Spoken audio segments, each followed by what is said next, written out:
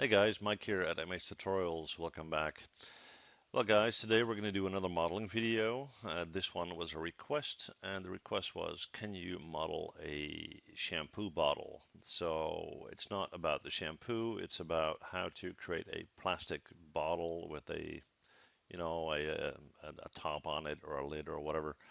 So, and how to create the plastic material and so forth. So that's what we're going to do. All right. Now, I did one, I think like a week ago or so. I don't want to do the same one, so we're just going to do one without reference, okay, just to get a sense of how to approach that kind of thing without a reference. All right. So we're going to start out with a basic polygon cylinder, and we're going to just bring that up. All right. And the first thing that we're going to deal with is the height. So we're going to switch to the front view. We're going to hit R and we're going to scale that out. Let's say that, and then hit R, and let's let's do the width first and then pull back to get the height.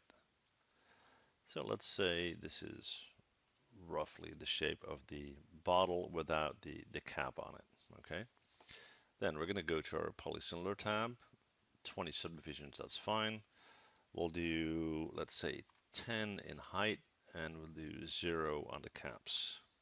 All right, cool. So now we're going to right click, go to vertex, and we're going to start to tweak these vertices to get them more towards the shape of a bottle. All right, so select the top three, hit R, and we're just going to start to scale that in, and we will be tweaking this, so don't worry about it. Just pull that in, and we'll just pull these in as well, just a little. And actually, we'll skip 2 rows. We'll start to bring it in from about here.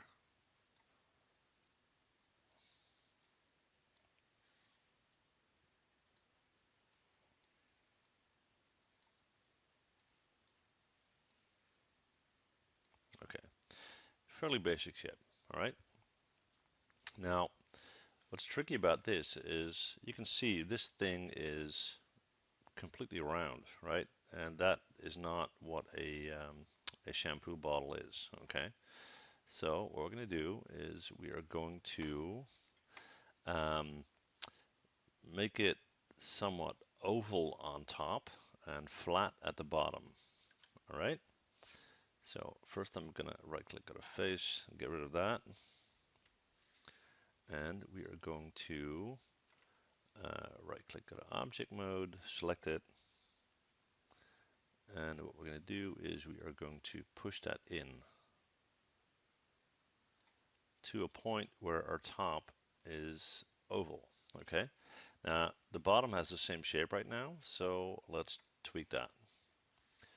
So let's see, that's this view right here. What we're going to do now is from this view, we're going to right click, go to vertex. We're going to start to bring these vertices in. So select them, hit R to scale in. Oops, got the wrong handle, there we go. And we're just going to work our way down.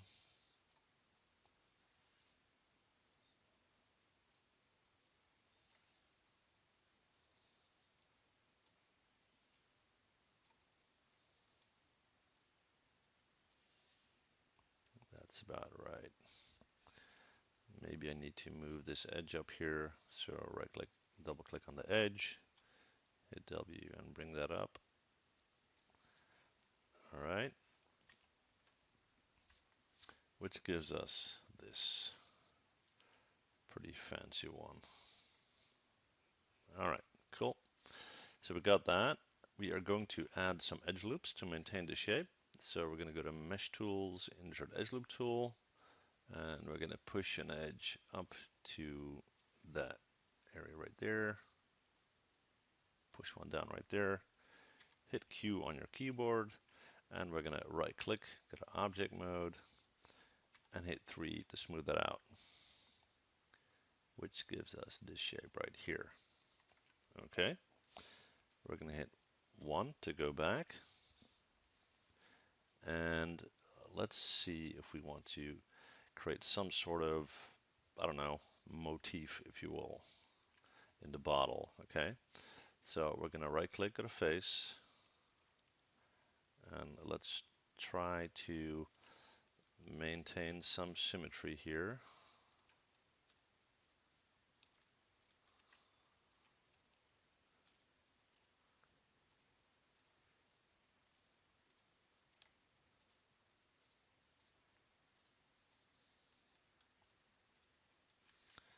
Okay, so we got that entire pattern going on there. All right, we're gonna go to Edit Mesh and under Face to Extrude. Let's hit W, and let's just bring that in like that. Right click Object Mode, select it, hit 3 on your keyboard, which gives us this shape here, which looks kind of fun. Okay, right, so what's next? Let's deal with the cap of our flask or whatever it's called. Okay, and we'll take a first select that, hit 1 to go back. We'll take another polygon cylinder. We're going to give that some height. Let's set the translate values to 0, just so it's centered. Pull that up, and we are going to tweak this a bit. We're going to set our caps to 0. Height we'll do 5, and 20 is fine. And let's right click, go to face, and we're going to get rid of these faces here. And let's make sure this fits on our bottle. All right, so let's go to our top view, right click, go to object mode, select it. There we go, select it, hit R, and we're going to scale that in. And if I'm correct, this is roughly our top view. Then we're going to stretch it out until we approximately have that oval shape. And then we're going to check our perspective view. Just going to bring that down so we can see how clean our fit is.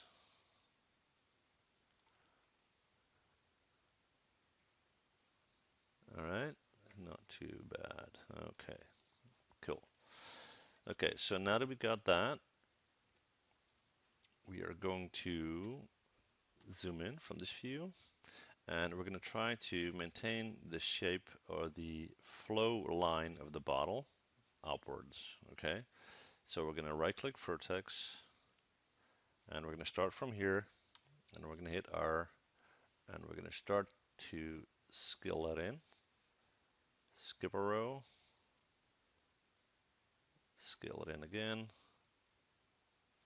skip another row, once more, and one more. Then we're going to go to Mesh Tools, insert Edge Loop Tool, and we're going to add an edge down here to hold that shape, one up there to hold that shape, and we're going to do one right there and one right there. And the reason for that is hit Q on your keyboard. We're going to right click on the face. We're going to select that row all the way around, go to Edit Mesh, and then under Face to Extrude, hit R, pull that out, and then right click Object Mode, select it, and hit 3 on your keyboard, and hit 3 on your keyboard. Okay, so we have the initial bottle shape. We have this cap up here. We have a little edge between the two, looks like. And what we can do is we can bring this down Actually, we're not going to fix that problem yet. We're first going to move forward. Okay. So this is pretty much where we are going to open our bottle. All right. So for that reason, what we're going to do is we are going to go to, let me see, Mesh Tools, Insert Edge Loop Tool. Hang on, Object Mode, hit 1 first. That's better. Okay. So Insert Edge Loop Tool, and we're going to add some edges. One there, one there, and let's do one here. We're going to hit Q on our keyboard. We're going to right click, go to face. We're going to select these 6 faces. And we're going to hit W. And we're going to push that in. And actually, we're going to rotate that as well. So we're going to do something like that. We will need to delete the top 2 faces. But before we do that, right click Object Mode, hit 3 on our keyboard. Let's see what that looks like. That's not bad. Okay, hit 1 on your keyboard, go in, and right click face, select these 2 faces, and hit delete. And let's see if we have a problem with this guy or not.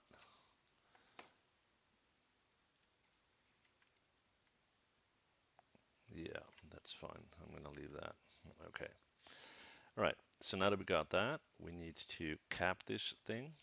So once again, polygon cylinder, pull it up, set our translate values to 0 to have it nice and centered. There we go.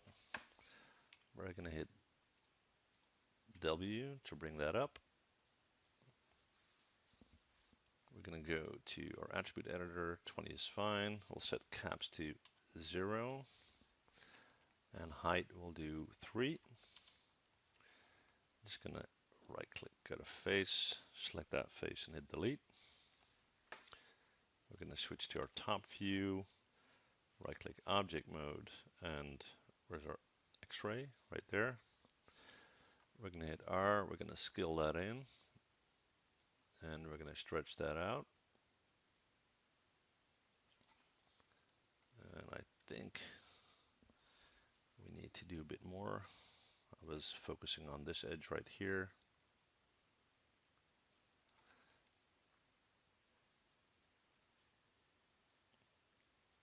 Okay, we're going to push it in just slightly. We're going to hit 3. All right, go back to 1, which is good. Then we're going to zoom in. And we are going to right click, go to face, select these 2 faces, edit mesh, extrude under face, hit W, push that out.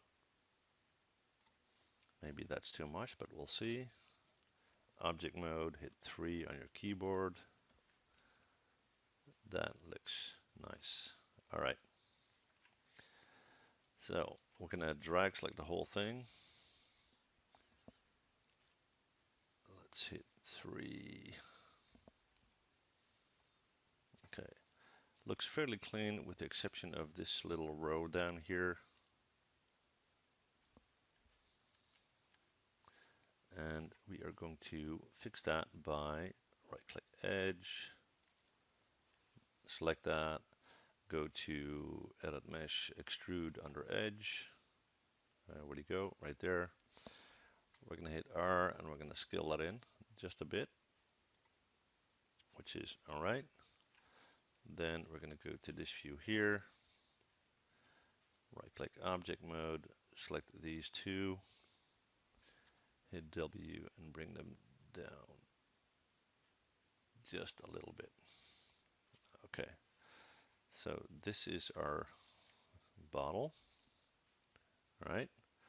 Drag select the whole thing, bring it up, and let's set it on our grid line.